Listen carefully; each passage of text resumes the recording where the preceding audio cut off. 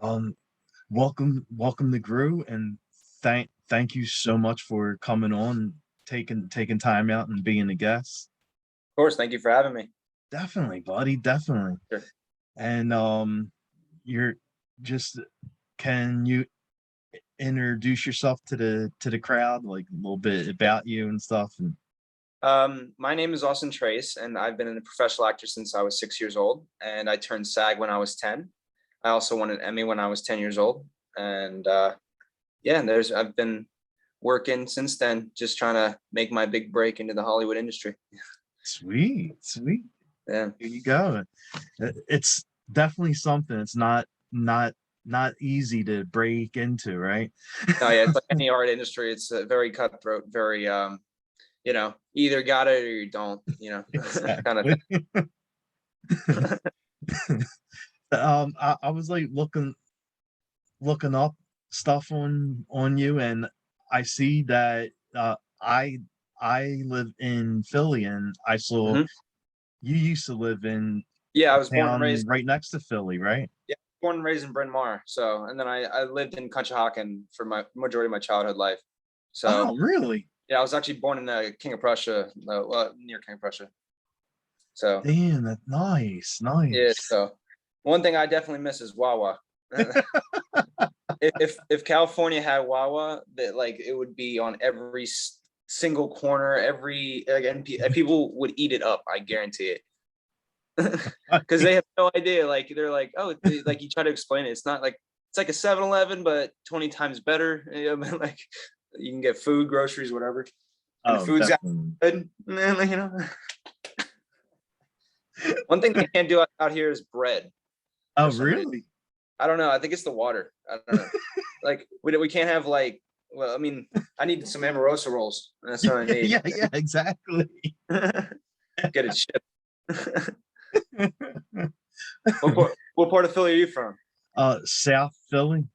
Oh, nice, So awesome. like right in the heart of Pat's and Geno's and Tony Oh, okay, Luke's and all that. yeah. Awesome. Yeah, I Have try to tell people out here Philly cheesesteaks don't have like green peppers and onions on them. Like generally, like you can get it if you want it, but like it's for some reason a stereotype out here that we put green peppers on our cheesesteaks. oh And I'm wow, like, really? I don't know. I just whenever you go to Subway, for example, they put green peppers and onions on it. It's like, it's okay if you like green peppers, I guess, but it's not like a stereotypical thing you would get with it. I don't know. Exactly, exactly. One thing I miss is pretzels. I need some pretzels, some soft. Yes. Wow. So yeah, there's have you been back to Philly ever since you moved, or? Yeah, I try to go back as much as I can. I usually go back every year for the Philadelphia Folk Festival. Oh yeah, Um, yeah, I've been yeah. going since I was a little kid, but like obviously, given the situation, I haven't been able to go back for like 2 years now, Of course, yeah. unfortunately. But hopefully sometime next year, the year next after that. Oh, definitely, yeah. Yeah.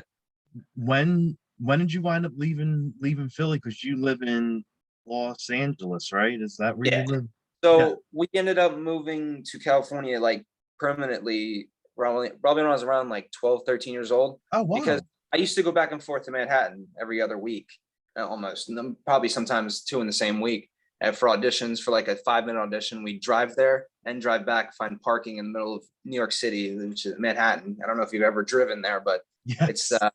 most certainly not a good idea. No, You take the subway if you live in New York, you know what I mean? So yeah, like we decided to make the move out here because this is where like the industry is, yeah, and exactly. if you want to make it, you got to be in California, you got to be in Hollywood. So here I am. Wow, nice. Okay. Yeah. I was lovely. You started doing this at like a really young age. What drew you to want to act, and what age did you start doing it?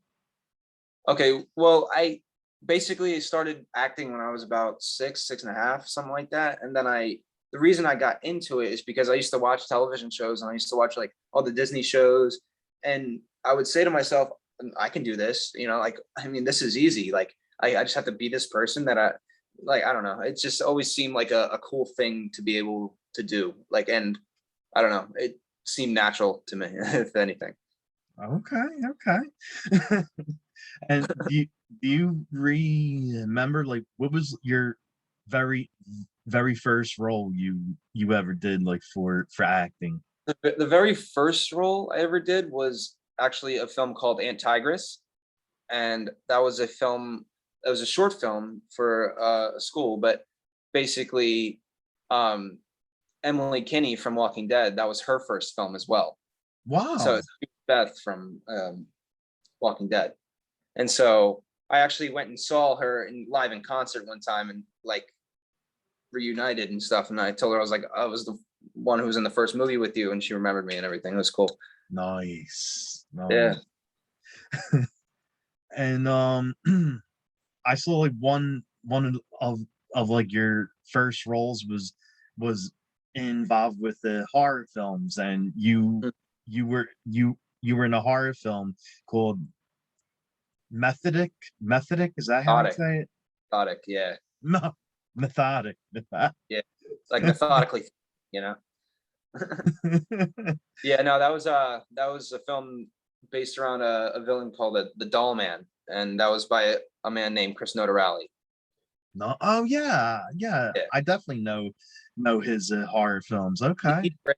He's done a lot of different type of cosplay type of stuff too.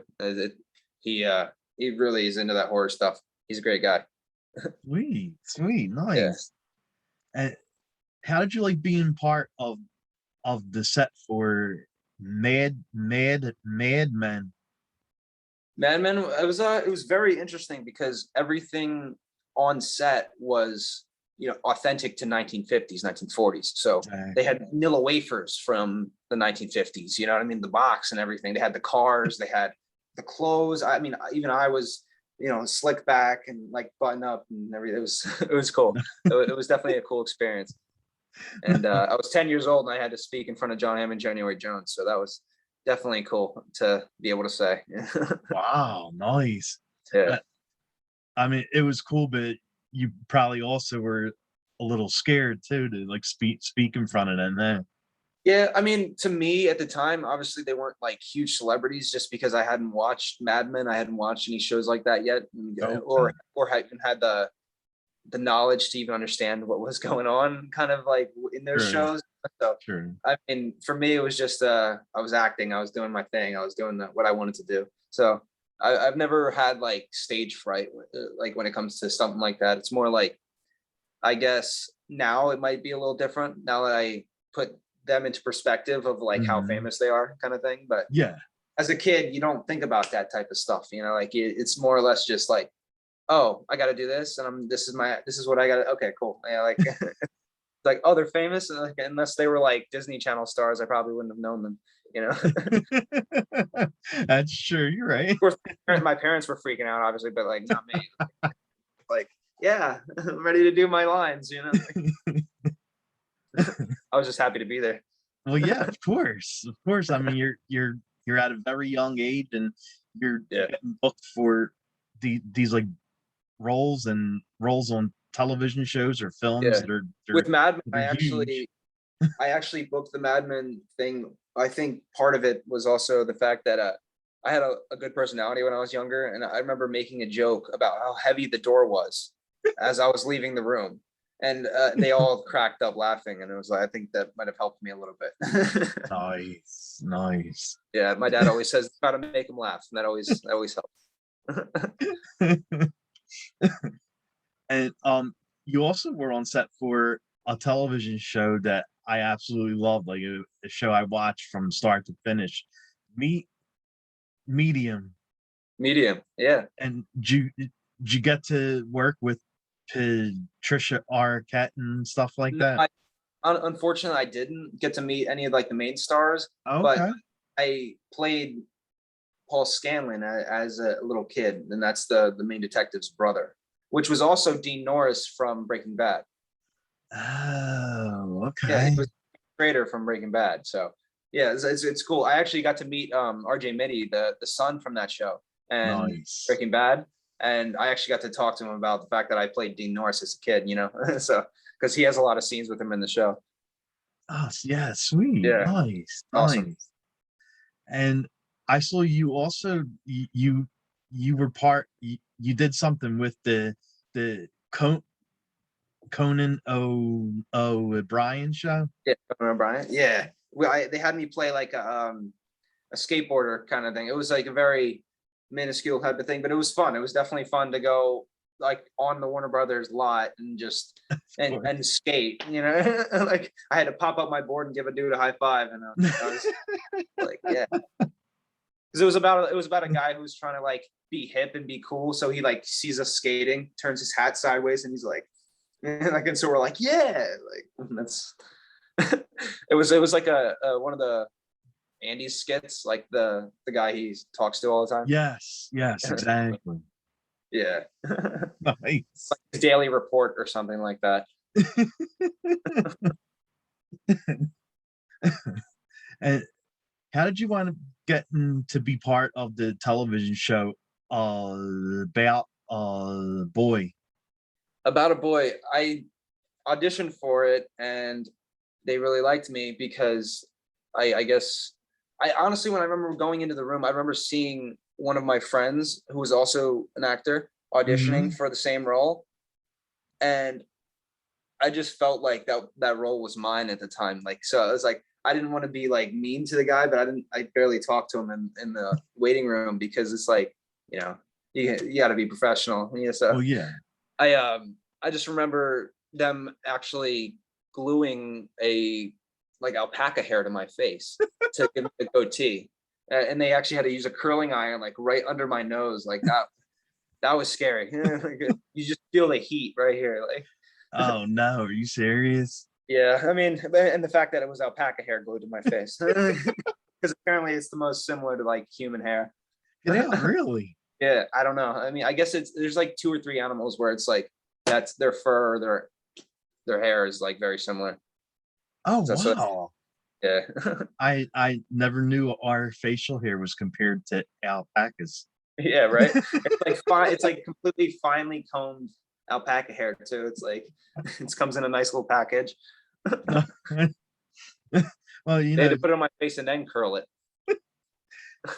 if you need facial hair, I got plenty of it. Oh So yeah, tape some off, glue some to my face.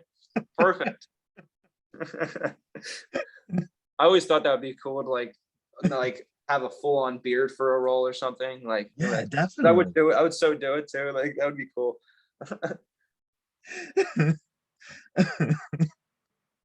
And like I saw you did a short film, and I wanted to know how you got into mind frame to play the role of Charlie for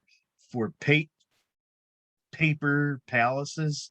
Paper Palaces, the schizophrenic one, you mean? Yes, like that was Um, definitely I it's did a lot of. I mean, obviously, Google and YouTube are very handy when it comes to research, but I just kind of looked around for like schizophrenic people, looked on their behaviors, looked on that type of thing. And just I've met people that were schizophrenic, so I just try to imitate that as much as I can. I mean, I try to okay. pull what I can for my own acting experience, like try to pull from my own memories and experiences to make it as real as possible. But you know, I mean, like I said, I just looked online, looked at their behaviors, Yeah. and just adapt to that. Okay. Yeah. And you were one of the lead roles for a film thicker than water. Like how did it feel to like be one of the lead guys for a That full was a full length really film? great film to shoot. I mean, it was really like fun because we had a great cast, we had a great crew, like everybody was like a big family. It was great. And we had the film took place in the 1800s, and so all of our clothes were 1800s clothes. So my shorts were quite literally a piece of fabric sewn together to be shorts. Like, and my socks had holes in them, and so I was like a mountain type of man. Like I lived in the woods type of thing. So Oh, okay. I remember every time I would put on the outfit, I would instantly embody that character. His name was Nice. Silas. Like, and he was like this guy who lived in the woods. He was very outdoorsy, so he knows his stuff about the outdoors. So I just remember climbing the rocks and just after the film being so natural at it, like it just felt like I was him. Like, so I just love like embodying characters. It's very, very fun. Nice, nice. And how you were in a, a couple like recent television, I mean recent like a year, Mhm. you played Nick in American Housewife, Mhm. and you were also part of the brand new television series Generation. So Mhm. how was it like doing both of those series? It was definitely nice to be able to work through the pandemic. That's definitely one absolutely amazing thing. But other than that, it was definitely an interesting experience, considering the fact that after they call cut, we have to throw our masks back on and everything. Like, no one can socialize, kind of thing. I Oh mean, wow. it's precautions, and I understand. But it was just like an interesting thing because I've never experienced something like that before, where it's like we have to take our mask off right before they call action and right after they call cut, like throw it back on, like. And then I remember the waiting rooms, all of our desks were 6 feet apart, like Oh wow. a big giant circle. So it's like it was interesting for sure. And then recently, I was on Shining Vale as well with Courtney Cox. That was her Oh show. okay. So yeah, Wow. so I've been try my best to just get through this pandemic and hopefully come back on the longer end of the stick, I guess. Oh, so you were in a film with one of the main people for the Scream series. Mhm. Exactly. Yep. That must have been fun working with her. Yeah, I'm sorry. Which one are you talking about? I didn't watch the Oh, Scream scene. Court Court Courtney Cox. Okay. Courtney Cox, yeah. I didn't get to work with Courtney Cox one on one. I never got to meet her, but I did get to meet Greg Kinnear. So Nice. that was really cool. Nice, And nice. And you're also part of another big television series, and you are definitely part of the show. I think you're in 5 or 6 episodes of Hidden Springs, and okay. you play Gavin, right? Mhm. Yeah, that's actually a buddy of mine's show. His name is Sean Williams, and that's a show that's I am not sure on the release date of that show, but it's going to be a great one. It's basically kids who develop all these superpowers and stuff, and Oh, I'm that one of the sounds fun. kids. So yeah, it's definitely interesting. It should be fun. Yeah, A definitely. lot of effect type stuff, so it should be cool. Awesome, awesome. Hey, to play a role like that, it's fun. Like, and anytime you get to play some kind of suit of superhero, I would love to definitely a play a fun time. role. I would love to play a role where I'm just like completely, it doesn't look like me at all. I would love that. Like, I would love to just put on full body makeup or a costume or something where it doesn't even, you can't even tell it's me, but I know it's me, like, you know what I mean? Like, that would be so cool because I know I can do it too. Like, Definitely. And like out of all the television shows you did and films you did, was there any funny or cool behind the scenes stories that happened on set that stood out to you the most, like out of all the shows you've been on? um, nothing too wild and crazy. I mean, everything. I'm trying to think. I mean, most of my bigger shows was during when I was a little kid, so obviously I wasn't privy to a lot of Yeah. the weird and wild and crazy things. But um, I mean, like one of the coolest things I guess I could say from the film called The Planeteer that I did, that actually that actually went to the Emmys and won an Emmy That's for cool. the short film Emmys, basically for the best children's program film. So that was really cool to be able to go. And also, we know Terrence Howard, like personally. My dad has done work for him, and Nice. so he was one of the presenters that night. and we actually got him to come over to the table, and he had actually seen the film before because I had given it to him. Oh, And so okay. he actually congratulated me, and then went around the table and shook hands with the director and told him great job. And I remember them telling, like, we told them that Terrence Howard was coming to the table, and they were all like, yeah, okay, you know. And then he actually comes. It was great. It was so awesome. I was 10 years old. They're probably like, how does this little kid know I'm these just like, big people? yep.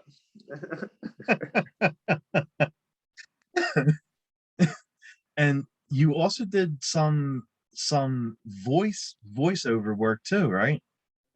So I'm currently on a podcast show. It's a theater for the mind. If they this is what they say. It's basically a movie that you listen to, or a show that you listen to. And so you could be driving, you could be doing anything, and be listening to a full on story.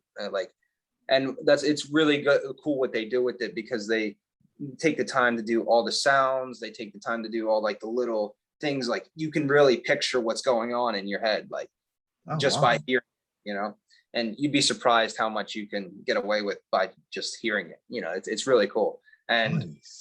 it has many people in it. They had Danny Trejo in it. They had the voice of Kim Possible in it. Wow. They have the voice of I'm sorry, no, they have the voice of Roadhog from Overwatch in it as well. So Yeah. so there's a lot of it's a zombie survival type of thing. So, and it's Nice. like kind of like a futuristic type of view on it. It's really awesome. You should check it out. What's it called? It's called We're Alive. Oh, nice. I'm in We're Alive Gold Rush, and then now we're working on We're Alive Descendants. Wow, that's awesome. Yeah, and then Descendants is more based around my characters, and not my characters, but my character and all the other younger characters that are the descendants of the main people. Because this show has been going on for years upon years, so they have character development like up the levels. You know, it's awesome. It's really cool. It's really cool what he developed. And then also for voiceover work, I recently did an Spanish to English dub, or from Portuguese to English, and it was a show called The Chosen One. And basically, it was a show for Netflix, and I played Dr. Enzo, one of the main characters, but I did his voice in English. So if you were to switch it over to the English dub, you'll hear my voice. Oh, that's so awesome. Yeah, it's really cool. It was a really cool experience, because, like, you know, they would show me the line in Portuguese, and then they'd show me it in English, and then I'd do it. And so, I mean, a lot of the inflections were there, so you could tell like what they're trying to say, like how they're trying to say it, kind of thing, just by seeing like the text of it. And you know, it was really like an interesting thing, and I would so do it again because it was very fun. Wow, nice. Yeah. And what do you like doing during your free time when you're not involved with, you know, doing films and TV and Well, I mean, on my free time, I am a filmmaker and a writer. I do write and make my own films, but when it comes to like free activities, I skateboard. I've been skateboarding since I was 12, something like that. Nice. And then I golf. I worked at a country club for 5 years, so that was kind of instilled in me. And then I basically, I golf, I skate, and then I play video games mostly. Nice. Yeah. Now, So I try to do the best of my time as I can. I mean, I probably don't utilize it as much as I should, but you know, I try. so are you like a PlayStation, Xbox guy, or Yeah, I have a PC? PS4. Yeah. I remember I started off with the Wii. I had the Wii.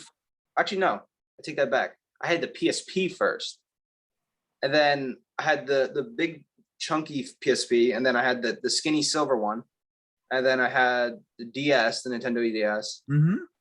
Then I went to the Wii, then Xbox 360, and now 4. Wow, nice. Yeah, it was all over the place. Like I went from here to here. You know what I mean? What kind of games are you playing on it on PS4? Well, lately I've been playing Grand Theft Auto Online a lot. Yeah. Like that's really fun. I don't know. It's fun to live in a world where, you could do anything and respawn and everything. You know what I mean? Like, I don't know. And then I usually play with my friends. I'll play UFC 2, and Oh we'll just yeah. beat the heck out of each other. You know what I mean? So, and then the PGA 2K21. I usually play that one, Okay. and racing games. Other than that, I don't really play. I'm not much of a shooter player. I don't know. I used to play Fortnite, and but I just kind of got over it. Well, I was a big Minecraft player for years though. I played Oh Minecraft since wow. it came out. So yeah, Okay. so there's no I'll still play Minecraft here and there, just not as much as I used to. I used to play it religiously, play it every day, like wake up, log on, you know. Nice, nice. And what about television shows? Are you currently binge watching anything? I'm currently binge watching Peaky Blinders. Okay. By Peaky Blinders, you know. Cillian Murphy's such a good actor. Oh my god, such a good actor. That show's crazy. Nice. And like what kind of songs do you like? Like what's on your playlist? My playlist is all over the place. Whenever I play music in the car for like when I have the aux, you know, like my friends will look at me like, how do you go from this song to this song? Like I'll go from like hardcore, like heavy rap to like James Taylor. You know, like it's like so random. Like it doesn't make sense, but you know, it's just whatever songs I like, I guess usually. But it's generally around rap, R&B, old rock, you know, like old like kind of, I don't know. I like pretty much everything. I mean, there's not a lot I don't like. I probably don't listen to screamo very much, Okay. but I mean, country, I probably don't listen to that as much. Yeah, I guess pretty wide when it comes to my music choice. Nice, nice. Hey, it's always good to have like a different flavor, like not Exactly. Well, you not got to just have one something for, thing. like whoever you're with. You know what I mean? It's Well, like, yeah. oh, this person likes this type of. I got that. You know, like tune on the James Taylor. You know. I've been listening to a lot of old Akon lately. Oh, okay, yeah. Yeah, because I remember listening to Akon when I was a little kid, like the Convict album. Yep. Yep. When he got out, like that was like the album. I used to like dance to Bonanza as a little kid and not know anything about what it meant. Like I had no idea like the lyrics. And, yeah. Again, child naivety, I guess. Right. Naive. That's funny. You go from like real heavy rap and then listening to James Taylor or like Yeah. a Neil Young or something, Yeah, right? so it's like Joe Cocker performing like what at Woodstock 1969. Like, okay, like it's just and then I'll go to like Avicii, you know, it'll be like completely different switch, and then Skrillex, and then it's like, okay. You have to have an open mind when you listen to my playlist. You understand? Oh, definitely. um, is there any place? I mean, right now, like it's hard to visit anywhere, but is there any place you like to go visit? Well, I mean, like on a trip or just? Yeah, like I mean, anywhere obviously, you like like going. for me, now like California is basically my like steady home. So like going back to Philadelphia is the best trip I can do, like in my mind. But like Yeah. I would love to like travel the world more. I've never been outside the US other than Mexico. So Okay. I really need to explore my geography knowingness, you know. I don't know. It's I've been to a lot of states in the US though, just like traveling like and then making stops in the airport, obviously that Yeah. I'm sure a lot of people have done that, but you know, I try to be as worldly as I can. Here you go. Okay. I would love to go to like, I don't know, like Paris or like Amsterdam or something. I don't know. Nice. Nice. Yeah, I never been in them either. Like that definitely sounds like fun. Like Italy or Amsterdam, Yeah. something like that. Like Yeah. Gary V said, he said, if you want your kid to be worldly, let them go to Europe for a year, and Right. don't be worldly. Like, it's like they'll figure out Exactly. a lot in that year. Like, just fend for himself in Europe. Like, And like my show deals a lot with horror films, and I run a site that deals with mhm. horror films, and I always ask my guests this when they come in, do you like horror movies? And if you do, what are some horror movies you like to watch? um, well, I mean, one of the best horror movies that I ever liked was Donnie Darko. That's one of my. Yes. It's like, why are you wearing that stupid human suit? It's like, I don't know. Uh, the Babadook was good. That, That yeah. was, let's think. I don't know. There's probably a million that I love that I just can't think of them right now.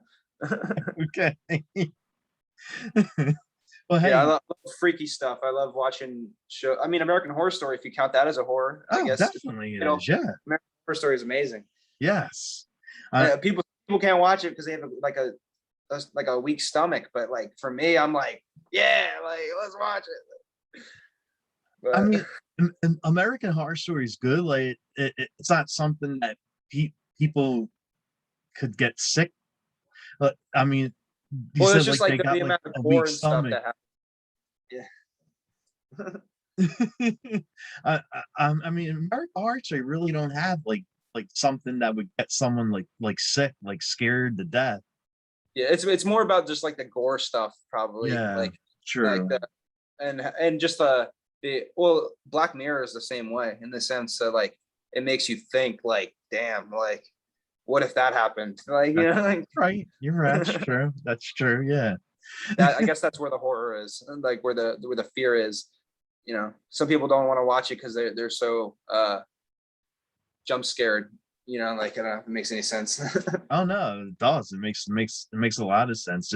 Like the jump jump scares definitely get people. That's why they put them But they in exist. horror I mean, films. honestly, when it comes to horror films, in my opinion, a lot of the horror in the film is from the music and from the audio. You're right. Would Right not about that. would not be as scary if it was silent, You're which right. was crazy. Like that just shows how much power sound has. Oh, Like definitely. And like the shirt I'm wearing, yeah, Halloween, like Halloween, Michael Myers. yeah, like the that that song You hear the when you song, you hear like the Jason song, same thing. Like, yeah. huh? At least Freddy can only attack you in your dreams.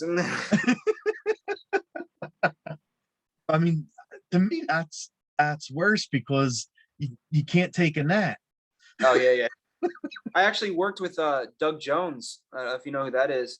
Yeah. Like he's one of Hmm. the guy. He was in Pan's Labyrinth. He was the Yup. monster. Yeah, he's an OG in like the horror with Guillermo del Toro and stuff. Oh, definitely. Yeah, Yeah, definitely. Nice. yeah. So horror's great though. Horror is definitely. I mean, there's always going to be a spot for horror in movie making, just because it's like we're Course. always going to fear the unknown, fear Of what we don't. course. You know, so that's cool. Yeah.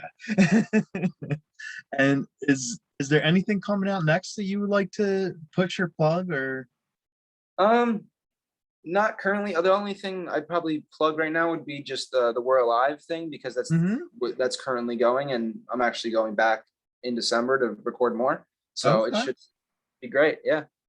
And then Sweet. obviously, I guess my IMDb and everything like that. You look me up, Austin Trace, and my Instagram is the new filmmaker.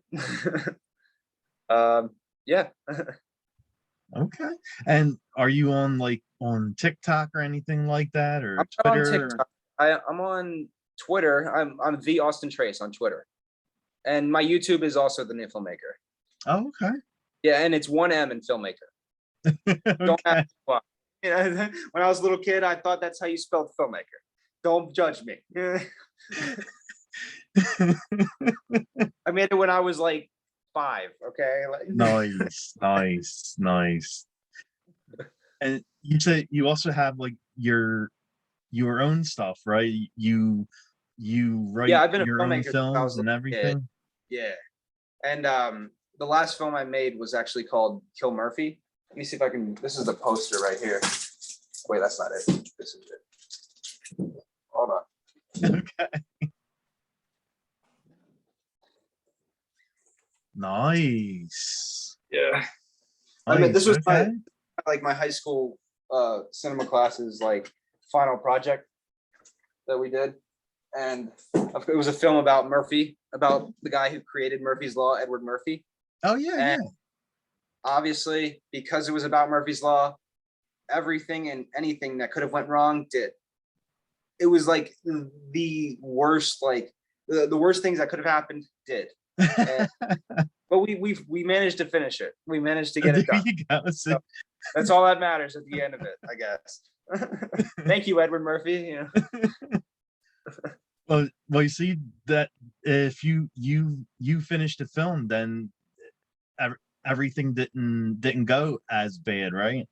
Yeah, I mean, I swear it was because we made it about Murphy. That's the only reason. Like I've made films otherwise before, and they're not as disastrous. But you know, like I said, we got it done. There was multiple times, like their time machine. They go back in a time machine, and their time machine is a phone booth.